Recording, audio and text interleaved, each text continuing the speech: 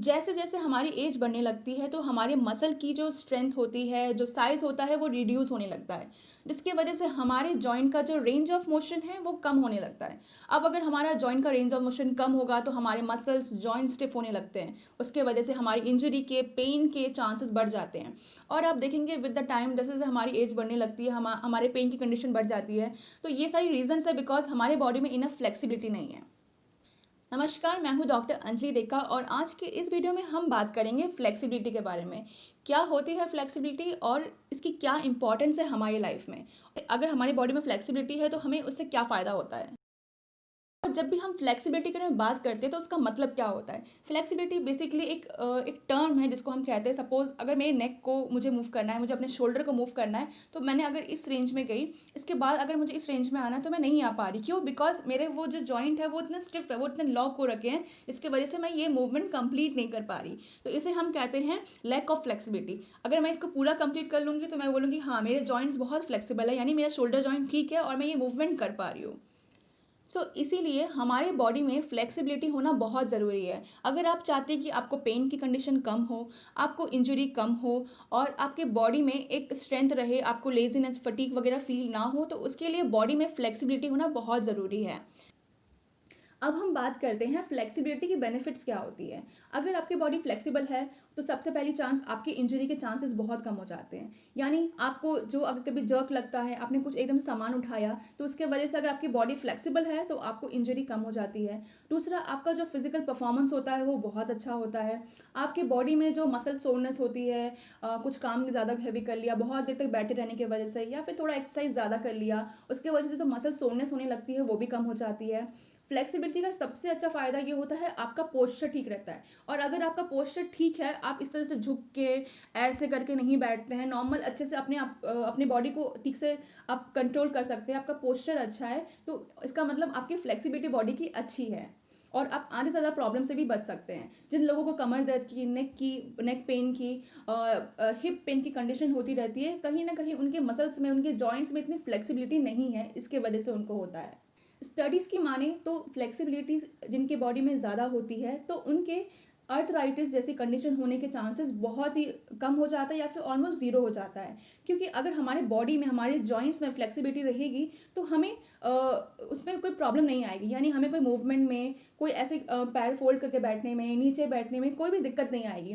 But जो लोग कभी नहीं करते हैं, कोई भी कभी नीचे नहीं बैठते हैं, कोई ऐसे फिजिकल ज़्यादा एक्टिविटीज़ नहीं करते और सडनली वो चीज़ कर लेते हैं, तो जिसकी वजह से उन जॉइंट्स को आदत नहीं होती है उन मूवमेंट्स की, उसकी वजह से उनको वो पेन होने लगता है।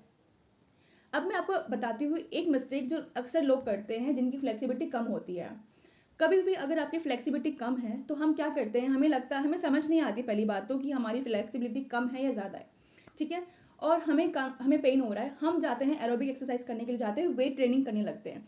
अगर आपको कंटिन्यूअस बैक पेन होता है, आपके मसल्स इतने स्ट्रेच ही नहीं हो सकते हैं और मसल्स आपके शॉर्टन है, तो आपने वेट उठाया या फिर आप एकदम से भागने चले गए तो आपका और पेन बढ़ जाएगा। आप अपनी स्ट्रेचिंग एक्सरसाइज करके, योगा करके, पिलाटेस करके, फिजियोथेरेपी एक्सरसाइज करके आप पहले अपनी जो मसल की जो फ्लेक्सिबिलिटी है उसको बढ़ाइए। उसके बाद आप एरोबिक एक्सरसाइज में आइए, उसके बाद आपको वेट ट्रेनिंग करना है, आप उस पे आइए। पहले अपने मसल के जो फ्लेक्सिबिलिटी है, उसकी स्ट्रेंथ है, उसको समझने की कोशिश करिए। जब भी मैं किसी पेशेंट को ये बताती हूँ कि आपकी मसल्स की फ्लेक्सिबिलिटी इतनी ज़्यादा नहीं है, आपके मसल बहुत ही शॉर्टेंड है, तो उनको लगता है कि उनको एक्सरसाइज करना है और हमारे लिए एक्सरसाइज का मतलब होता है एरोबिक एक्सरसाइज, मसल ट्रेनिंग, भागना, जंपिंग जैक्स, ये सब। बट नहीं, पहले अपनी मसल्स की फ्लेक्सिबिलिटी बढ़ाइए, जॉइंट्स की फ्लेक्सिबिलिटी बढ़ाइए और उसके बाद कोई भी एरोबिक एक्सरसाइज करिए, स्ट्रेंथ ट्रेनिंग, वेट ट्रेनिंग आराम से करिए। अब मैं आपको बताती हूँ कुछ ऐसे टिप्स और ऐसे तरीके जिससे आप अपने बॉडी की फ्लेक्सिबिलिटी बढ़ा सकते हैं आराम से। सबसे पहले दिन में आपको 10 मिनट या फिर एटलीस्ट आधा घंटा निकाल लेना है। अगर आपके पास आधा घंटा भी नहीं है, एटलीस्ट 10 मिनट निकालिए और शुरुआत करिए फ्लेक्सिबिलिटी एक्सरसाइज के साथ, यानी स्ट्रेचिंग के साथ। हर दिन आपका टारगेट होना चाहिए कि मुझे 10 मिनट अपने योगा मैट पे बैठ जाना है या फिर अपने बेड पे, बट मेक श्योर आपका बेड थोड़ा प्लेन हो, ऐसे ऊंचा नीचा ना हो जिसकी वजह से आपको पेन हो सकता है। तो फ्लैट हो, उस पर आप कर सकते हैं या फिर बैठे बैठे भी आप स्ट्रेचिंग एक्सरसाइज कर सकते हैं। फिर नंबर 2 पॉइंट, जब आप अपने लिए 10 मिनट निकाल लेते हैं तो आप हर दिन, अगर आपके पास सिर्फ 10 मिनट है, तो अपने मसल ग्रुप को डिवाइड कर लीजिए। यानी एक दिन आप सिर्फ अपने अपर बॉडी पे काम करिए। अपर बॉडी यानी कि अपने shoulder, neck muscles, in group of muscles पे काम करिए, अपने चेस्ट मसल्स पे काम करिए। फिर सेकेंड डे अपने बैक मसल्स पे काम करिए, लोअर बैक पे काम करिए। एंड थर्ड डे अपने काफ्स मसल, हैमस्ट्रिंग मसल यानी अपने लोअर बॉडी पे काम करिए। पॉइंट नंबर 3, जिन लोगों की 9 to 5 जॉब होती है, उनके सबसे ज़्यादा इंजरी की जो कंडीशन होती है वो लोअर बैक में होता है। बिकॉज वो बहुत देर तक से झुक के बैठे रहते हैं, पोस्चर खराब होता है, आगे की तरफ इस तरह से बैठ जाते हैं। सो लोअर बैक एंड नेक की कंडीशंस बहुत कॉमन हो जाती है। तो अगर आपका 9 to 5 जॉब है तो आप क्या कर सकते हैं, अपने लोअर बैक मसल्स पे काम करिए ज़्यादा, अपने हिप मसल्स पे काम करिए, अपने नेक मसल्स पे काम करिए। बिकॉज हम बहुत देर इस तरह से लैपटॉप के सामने बैठ के काम करते हैं, हमारा हाथ भी हैंगिंग पोजिशन में होता है, या कई बार हम इस तरह से पूरा झूल जाते हैं इस तरह से, या कभी हम बहुत आगे करके इस तरह से काम करते हैं। सो इसीलिए अपने लोअर बैक पे, नेक मसल्स पे काम करिए। नेक्स्ट पॉइंट, आप क्या कर सकते हैं, जो लोग घर से ही काम करते हैं या फिर घर पे ही काम करते हैं, हाउस वाइफ हो गया, होम मेकर जो होते हैं, या फिर जो लोग अपना डेली घर से ही काम कर रहे हैं, वो क्या कर सकते हैं, उनके में क्या सा होता है कि उनको बहुत ज़्यादा झुकना पड़ता है, कोई सामान उठाना है, तो उसके लिए वो अपने शोल्डर मसल्स पे काम करे, आर्म्स पे काम करे, एंड अपने हैमस्ट्रिंग्स एंड क्वाड्रिसेप्स मसल्स पे यानी अपने थाई मसल्स पे काम करिए। क्योंकि हमें झुकना उठना बहुत पड़ता है, बच्चे को उठाना, घर के काम में बहुत ज़्यादा इंडल्ज होना, तो इन सब में आप अपने उन ग्रुप ऑफ मसल्स पे काम करिए। नेक्स्ट पॉइंट के बारे में बात करते हैं। ये पॉइंट उन लोगों के लिए हैं, स्पेशली जिन लोगों के पास बहुत टाइम नहीं है, 9 to 5 जॉब भी है, घर का भी काम कर रहे हैं, तो भी काम वो इतना टाइम नहीं है।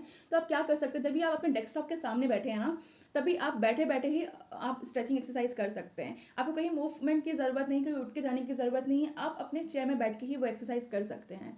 ये एक्सरसाइज मैंने अपने चैनल में भी अपलोड किया हुआ है, मैं उसका लिंक डिस्क्रिप्शन बॉक्स में दे दूंगी, तो आप बैठे बैठे भी वो एक्सरसाइज कर सकते हैं। अब बात करते हैं अपने नेक्स्ट पॉइंट की।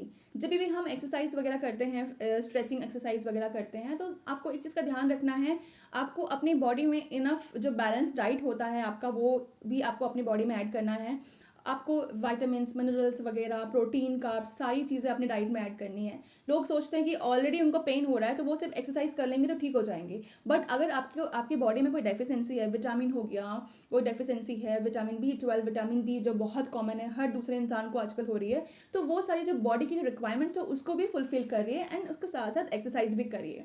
बट अगर आपको बहुत ज़्यादा पेन हो रहा है, आपकी बॉडी की फ्लेक्सिबिलिटी कम है, तो पहले आप अपनी बॉडी में स्ट्रेचिंग एक्सरसाइज लाइए, उनको करिए, और उसके बाद एरोबिक और साथ के साथ वेट ट्रेनिंग भी शुरू कर दीजिए।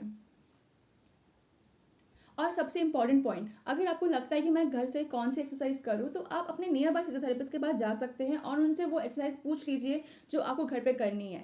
आप हफ्ते में 1 बार 2 बार उनसे जाके मिलिए, ताकि आप विद द टाइम अपनी एक्सरसाइज को भी चेंज कर सकते हैं और न्यू एक्सरसाइज अपने रूटीन में ऐड कर सकते हैं। और अगर आपने ये सारे टिप्स को फॉलो किया, सारे एक्सरसाइजेस को अपने अपने डेली रूटीन में ऐड किया, तो डेफिनेटली आपकी इंजरी के चांस कम हो जाएंगे। Back pain, lower back pain, tight muscles की वजह से जो हमें डिफरेंट कंडीशंस होती है, बहुत देर हम खड़े हो गए तो हमें दर्द होता है, ये सारी कंडीशन ऑटोमेटिकली कम हो जाएगी आपकी। आई होप इस वीडियो के थ्रू आपको समझ में आया होगा कि फ्लेक्सिबिलिटी क्या होती है और हम उसे कैसे इंप्रूव कर सकते हैं, और एक अगर आपकी फ्लेक्सिबिलिटी इंप्रूव है तो आप कैसे इंजरी से बच सकते हैं। ऐसे और वीडियोस के लिए मेरे चैनल को ज़रूर सब्सक्राइब करें, और इस वीडियो को ज़्यादा से ज़्यादा लोगों के साथ शेयर करें, ताकि उनको भी पता चले कि वो क्या मिस्टेक कर रहे हैं, और फ्लेक्सिबिलिटी अगर उनकी बॉडी में कम है तो वो कैसे उसको बढ़ा सकते हैं। Thank you so much for watching.